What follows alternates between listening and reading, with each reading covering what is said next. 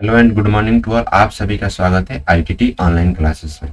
ये क्लास जो है क्लास 12 के लिए है, जिसमें हम कौन से चैप्टर ऑप्टिक्स चैप्टर को पढ़ रहे हैं ऑब्जेक्टिव क्वेश्चन के रूप में। ये क्लास नंबर 2 है। अगर आप मेरे चैनल पर नए हैं तो आप मेरे चैनल को सब्सक्राइब करें, लाइक करें, शेयर है। अगर आप मेरे चैनल पर ओल्ड स्टूडेंट हैं, पुराने, तो चैनल को क्या करें, लाइक करें और शेयर करें।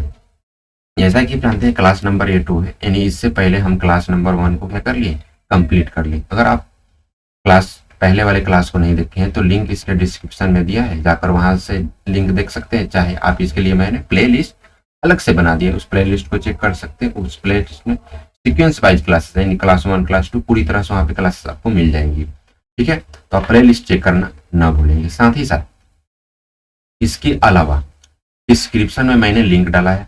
किस चीज का लिंक डाला है डिस्क्रिप्शन में, चलिए देखते हैं। डिस्क्रिप्शन में जो लिंक होगा हमारे टेलीग्राम का होगा। किसका होगा? टेलीग्राम। और दूसरा फेसबुक पेज का। ठीक है, आप इस दोनों को ज्वाइन कर ले। इसे ज्वाइन करने से क्या मिलेगा, टेलीग्राम चैनल पर पीडीएफ नोट्स, यानी जो हम क्वेश्चन करा रहे हैं ना, इसका पीडीएफ नोट्स आपको वहां पे प्रोवाइड कर दीजिएगा। साथ ही साथ क्लास की टाइमिंग, यानी वीडियो कब अपलोड होगा, क्लासेस की टाइमिंग आपको क्या रहेंगी, इन सारे क्लास की टाइमिंग के लिए आप मेरे टेलीग्राम चैनल को डाउनलोड कर लें, क्योंकि वहां पर सबसे पहले नोटिफिकेशन आपको दे दी जाती है और क्लासेस की भी नोटिफिकेशन वहां पे दे देते हैं। किसी कारण बहुत समय होता है कि यूट्यूब आपको नोटिफिकेशन नहीं देता है, तो मैं वहां पे उस चैनल पर लिंक शेयर कर देता हूँ, जिसके आप क्लास ना मिस करें। इसके लिए आप क्या करें, टेलीग्राम चैनल को ज्वाइन कर लें। ठीक है, इस क्वेश्चन की विशेषता है कि हम प्रत्येक क्लास में 15 क्वेश्चन ऑब्जेक्टिव का डिस्कशन करते हैं, full discussion with answer and explanation के साथ। ठीक है, तो मैंने पहले क्लास में 1 to 15 क्वेश्चन क्या कर लिए हैं, कंप्लीट कर लिए हैं। आज ये सेकंड नंबर की क्लास है, तो हम यहाँ से 16 से कंटिन्यू करेंगे, 30 तक जाएंगे। चलिए हम आए क्वेश्चन देखते हैं, आगे 16 नंबर क्वेश्चन हमें क्या है। 16 नंबर क्वेश्चन यानी इस number of section, when a plane mirror is rotated through the an angle A, the reflected ray are rotated through the an angle of 2a, then size of image will be. यानी जब एक समतल दर्पण को एक कोण से घुमाया जाता है तो परावर्तित किरणें 2a कोण से घूम जाती है, तो प्रतिबिंब का आकार क्या होगा। इस क्वेश्चन में कह रहा है ना कि समतल दर्पण जो है हमारा क्या है, समतल दर्पण। समतल दर्पण को क्या कह रहे हैं, एक कोण से घुमाया जा रहा है। परावर्तित किरणें है जो नहीं, परावर्तित यानी परावर्तित किरण है जो 2a कोण से घूम जाती है। तब कह रहा है ना कि इमेज यानी प्रतिबिंब का जो आकार है, प्रतिबिंब का आकार, उस पर क्या प्रभाव पड़ेगा। तो इमेज का साइज होता है यानी प्रतिबिंब का जो आकार होता है वो परावर्तित कोण पे निर्भर नहीं करता है। परावर्तित कोण पे क्या करता है, निर्भर नहीं करता है। यानी ये निर्भर नहीं करता है, जिसमें कोई परिवर्तन नहीं होगा, क्या रहेगा, अनचेंज रहेगा।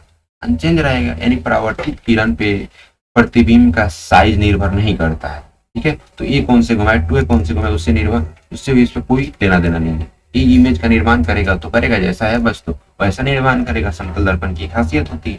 चलिए आए क्वेश्चन को बढ़ते हैं और 17 नंबर क्वेश्चन को हम लोग क्या करते हैं, देखते हैं। 17 नंबर क्वेश्चन है, एक आपतित किरण समतल दर्पण से 20 डिग्री कोण पर आपतित होती है। ठीक है, तो परावर्तन के बाद परावर्तित किरण एवं समतल दर्पण के बीच कोण होगा। यानी इस क्वेश्चन में कह रहा है ना कि एक समतल दर्पण इस प्रकार से है। ठीक है, एक किरण आपतित हो रही है, इस प्रकार से आपतित हो रही है। जब आपतित इस प्रकार से हो रही है तो परावर्तित भी होगी, परावर्तित भी होगी। इस प्रकार से आपतित हुई है, हमारा क्या हो गया, अभिलंब हो गया। क्वेश्चन कर रहा है कि समतल दर्पण से 20 डिग्री कोण पे आपतित हो रही है, यानी ये वाला जो एंगल है 20 डिग्री। ठीक है, ये वाला 20 डिग्री है। ये वाला एंगल आपसे पूछ रहा है, ये वाला जो एंगल होगा कितना होगा। हम जानते हैं कि हमारा 90 डिग्री होता है, टोटल ये 90 डिग्री है, नीचे वाला 20 डिग्री, ये भी होगा 70 डिग्री। और ये कौन सा कोण है, आपतन कोण। ये कौन सा कोण है, परावर्तन कोण। हम जानते हैं कि परावर्तन के नियम से आपतन कोण परावर्तन कोण क्या होता है, बराबर होता नहीं। ये 70 डिग्री थे, भी 70 डिग्री, टोटल ये 90 डिग्री है। ये जब 70 डिग्री था, नीचे वाला कितना, 20 डिग्री। यानी इस प्रकार ये समतल दर्पण, ये हमारा है समतल दर्पण यानी प्लेन मिरर। प्लेन मिरर, ये क्या है, परावर्तित किरण। परावर्तित किरण, परावर्तित किरण और समतल दर्पण के बीच कितना कोण है, 20 डिग्री। क्वेश्चन में ही पूछ रहा है कि परावर्तित किरण एवं समतल दर्पण के बीच कोण कितना बनेंगे, तो परावर्तित किरण और समतल दर्पण के बीच कोण 20 डिग्री बनेंगे। चलिए आए क्वेश्चन पे बढ़ते हैं। 80 नंबर क्वेश्चन, एक समतल दर्पण को 36 से 40 डिग्री कोण बना रहा है। यदि ऊर्ध्वाधर समतल दर्पण किरण से टकराती है तो परावर्तन के बाद परावर्तित किरण के मध्य कोण होगा। चलिए आगे क्वेश्चन हम देखते हैं 19 नंबर, एक घड़ी में वास्तविक समय 4:20 है, तो इसे समतल दर्पण में देखा जाए तो समय कितना होगा। यानी कह रहा है ना, एक वॉच है हमारे पास, क्या है, वॉच।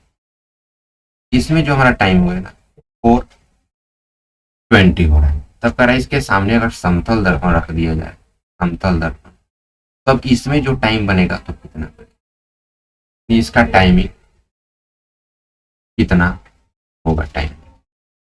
इसके लिए कुछ नहीं करेंगे, जब कभी भी समतल दर्पण में प्रतिबिंब पूछे ना, हम क्या करेंगे, 11:60 में से रियल टाइमिंग को क्या कर देंगे, घटा देंगे। यानी 11:60 में रियल टाइम को हम घटा देंगे तो हमारा वही जो टाइम होगा वो इमेज यानी समतल दर्पण में हमें दिखाई दे। यहाँ पहले से क्या है, 11 है, में से 4 माइनस करो, ठीक है। और यहाँ पे मिनट में से मिनट वाले को माइनस करो, सॉरी यहाँ 20 माइनस कर दो। 11 में से 4 माइनस करेंगे तो कितना बचेगा, 7। और 60 में से 20 मालूम माइनस करेंगे तो 40। यानी ऑप्शन हमारा कौन सा हो जाएगा, 7:40। यहाँ जीरो छूट गया है, यहाँ पे जीरो छूटा है, जीरो इसको ऐड कर लेंगे, ठीक है। यानी जो आपका रियल टाइम, जो भी रियल टाइम घड़ी में होगा ना, उसको 11:60 में से घटा देंगे, ठीक है। घंटा वाला घंटा में से घटा देंगे और मिनट वाले मिनट में से घटा देंगे, जो हमें टाइम मिलेगा घटाने का वही हमारा आंसर है।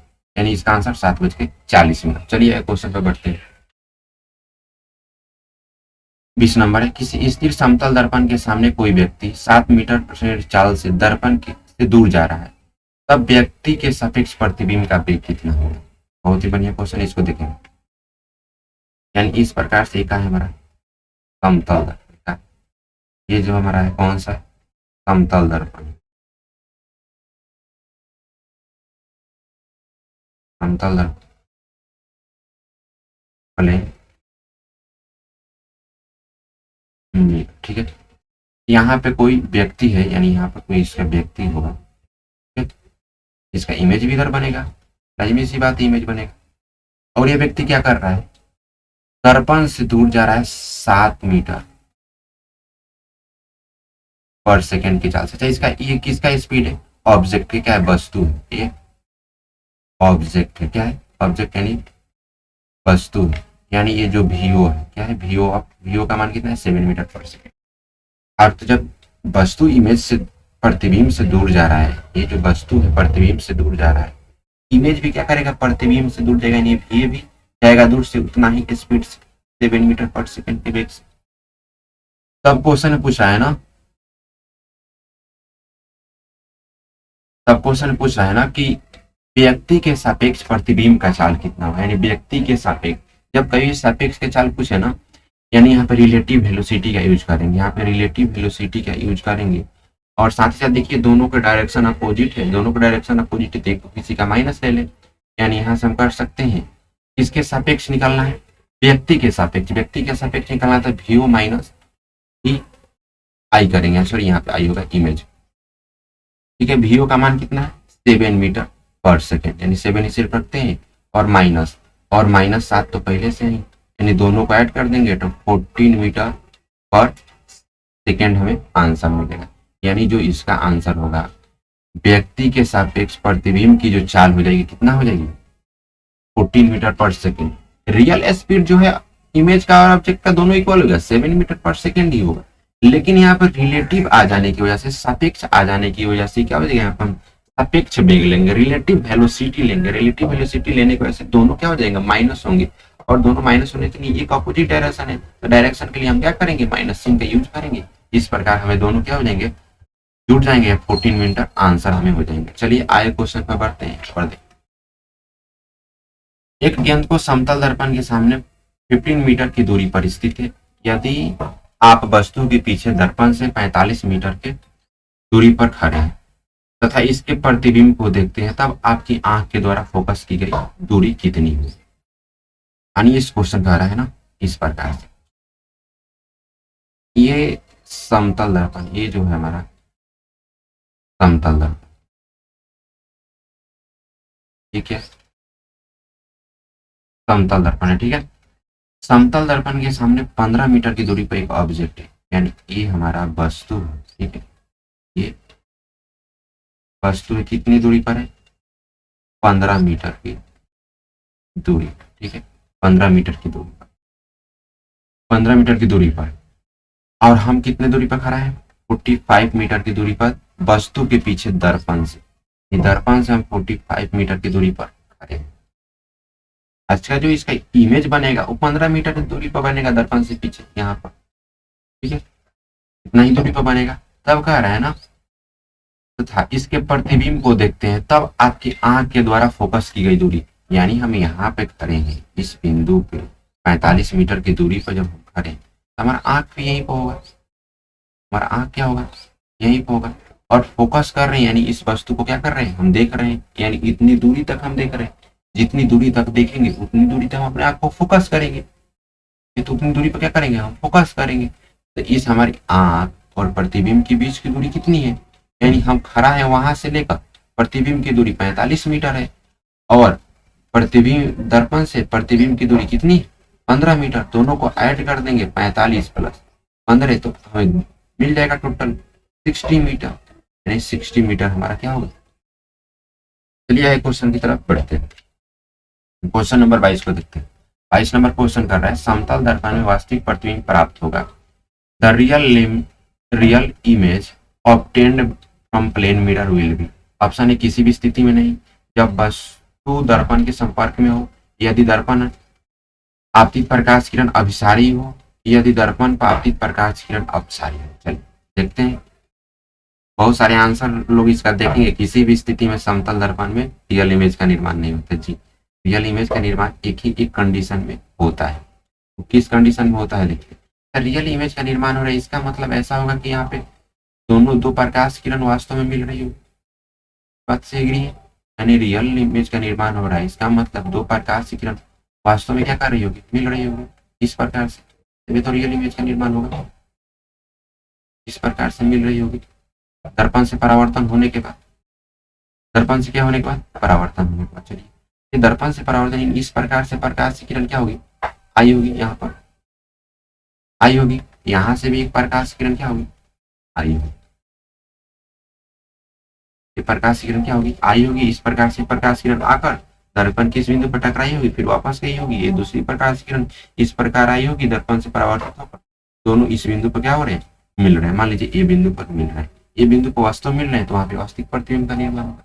एक बात हमें बताइए, अगर ये दर्पण नहीं होता, यानी ये मिरर नहीं होता, तो क्या होता। अगर ये मिरर नहीं होता, ये जो प्रकाश की किरणें हैं ये वाली सीधे क्या जाती, ऐसे वापस ऐसे चली जाती। ये भी क्या करती, ऐसे चली जाती। यहाँ पर देखिए, प्रकाश की किरण विभिन्न दिशा से आकर, यानी क्या कर रहा है, विभिन्न दिशा से आकर एक बिंदु पर मिल रहा है। यहाँ पे विभिन्न दिशा से आकर एक बिंदु पर मिल रहा है।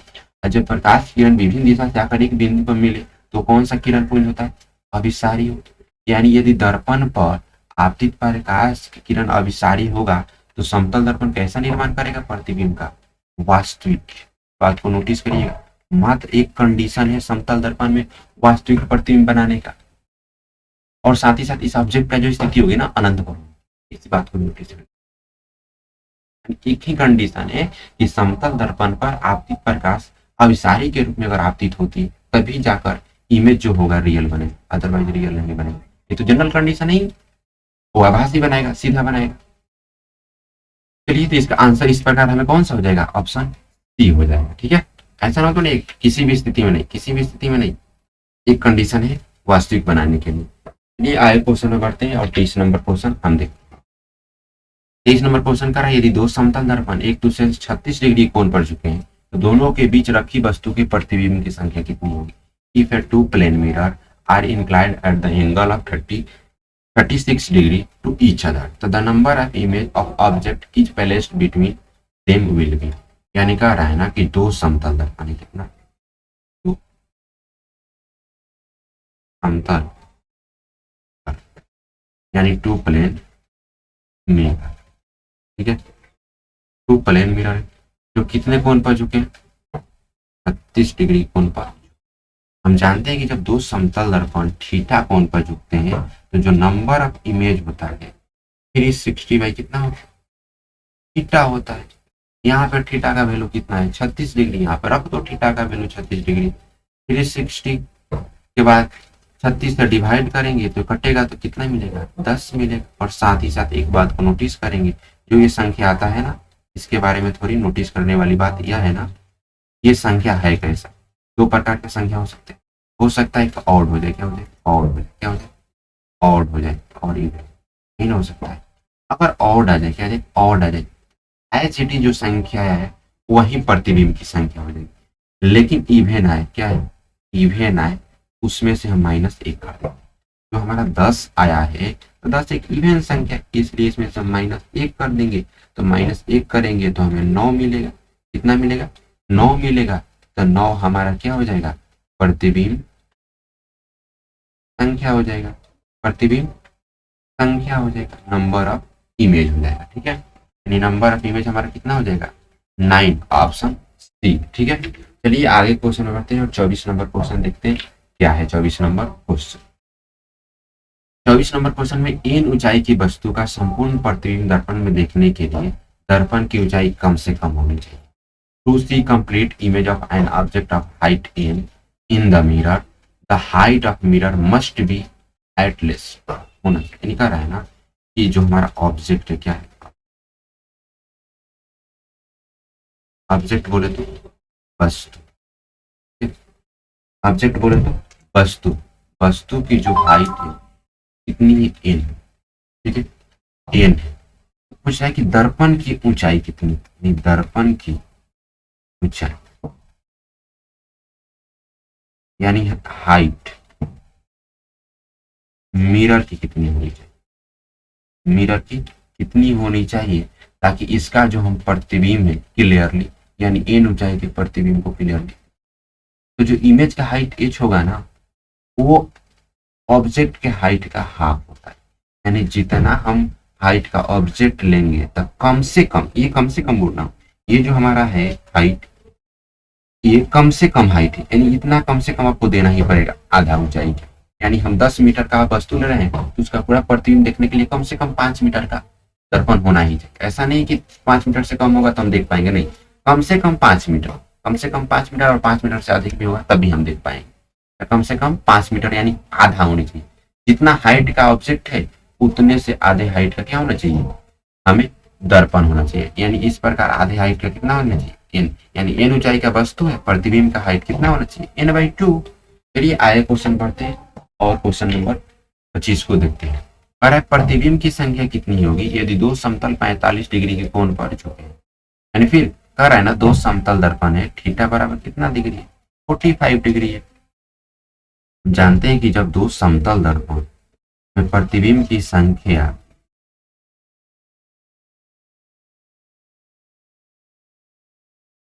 प्रतिबिंब की जो संख्या होगी, अगर वो थीटा कोण पे झुके हैं, कितना कोण पे, प्रतिबिंब की संख्या एन होगी, अगर वो थीटा कोण पर, कहा कितना कोण पर, थीटा कोण पे झुके हैं, ठीक है। तो एन इक्वल टू हम जानते हैं कितना होगा,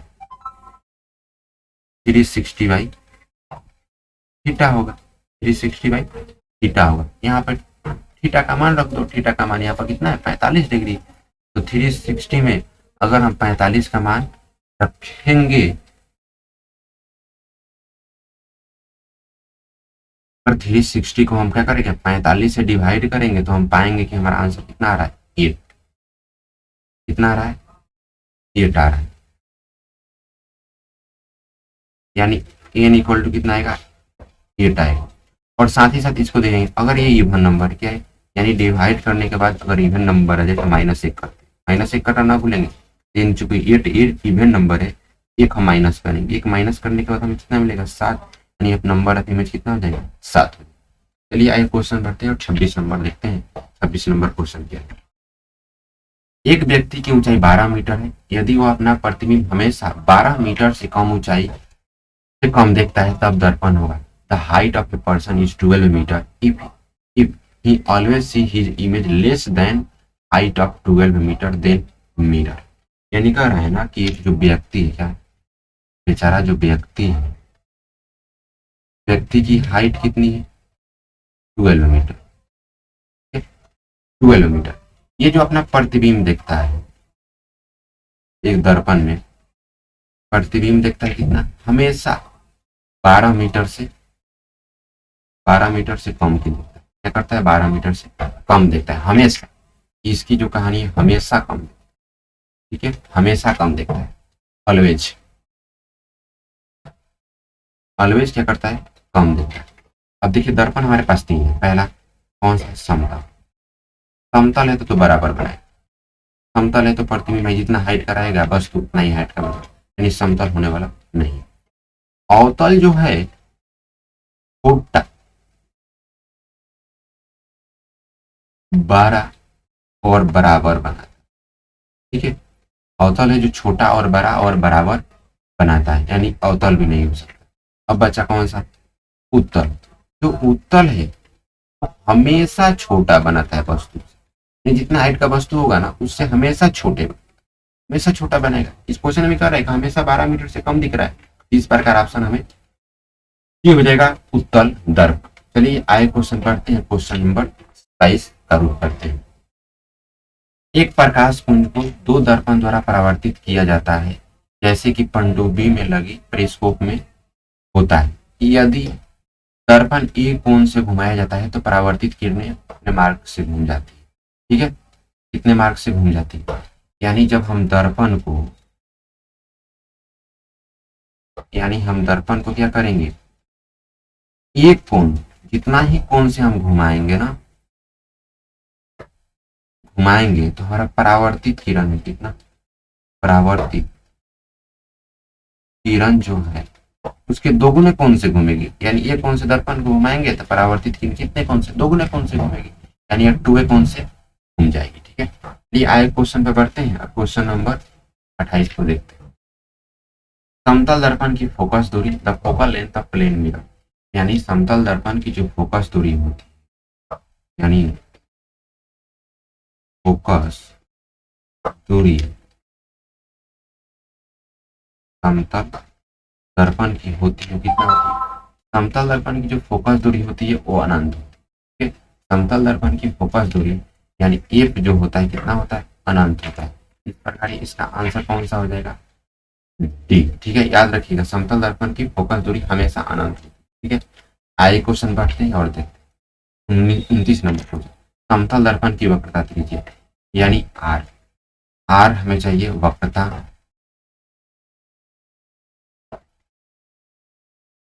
त्रिज्या। वक्रता त्रिज्या भी समतल दर्पण में अनंत, वक्रता त्रिज्या भी अनंत होती है, ठीक है। आगे क्वेश्चन बनते हैं। क्वेश्चन नंबर 30 देखते हैं। समतल दर्पण की क्षमता होती है पावर ऑफ प्लेन मिरर। अगर हम पावर की बात करें, किसकी पावर, वो भी किसकी, प्लेन मिरर। अच्छा हम पावर पी बराबर जानते हैं कितना होता है, 1/8 होता है। और समतल दर्पण की फोकस दूरी जानते हैं अनंत होता है। अगर एक जगह पर इन्फिनिटिव रखेंगे तो किसी भी संख्या को इन्फिनिटी से भाग देने पर हमें क्या मिलता है, 0 मिलता है। यहाँ पे क्या मिलता है, 0 मिलता है। ऑप्शन 0 हो जाएगा, यानी समतल दर्पण की जो क्षमता होगी क्या होगी, 0 होगी। यानी समतल दर्पण की क्षमता 0 होगी तो आंसर ए। इस प्रकार हम टोटल आज की क्लास में क्वेश्चन 16 से लेकर 30 तक कंप्लीट। आगे की क्लास में यानी क्लास नंबर 3 में हम आगे इस क्वेश्चन 31 से चालू करेंगे। तब तक ये क्वेश्चन आपको कैसा लगा कमेंट करके जरूर बताएं। ये क्वेश्चन क्या आपके लिए बेनिफिट और हेल्पफुल है, अगर बेनिफिट है, हेल्पफुल है तो आप मेरे चैनल को सब्सक्राइब करें, लाइक करें, अधिक से अधिक शेयर करें और साथ ही साथ ये अपने दोस्तों को शेयर करना ना भूलें। आपके पास जितने भी व्हाट्सएप ग्रुप, फेसबुक ग्रुप या अदर सोशल मीडिया ग्रुप है उसमें शेयर करें अधिक से अधिक, ठीक है, ताकि मैं खुद को मोटिवेट करता रहूं। और साथ ही साथ इस बात को जरूर कमेंट करके बताएं कि आप क्वेश्चन कैसा लगा, कमेंट बॉक्स में जाकर। और इसके अलावा अगर किसी भी प्रकार का डाउट हो आपके पास तो कमेंट में जरूर करें, मैं आपका रिप्लाई 100% दूंगा। ठीक है, चलिए आज क्लास को यहीं पे समाप्त करते हैं और मिलते हैं एक अगली और नई क्लास में।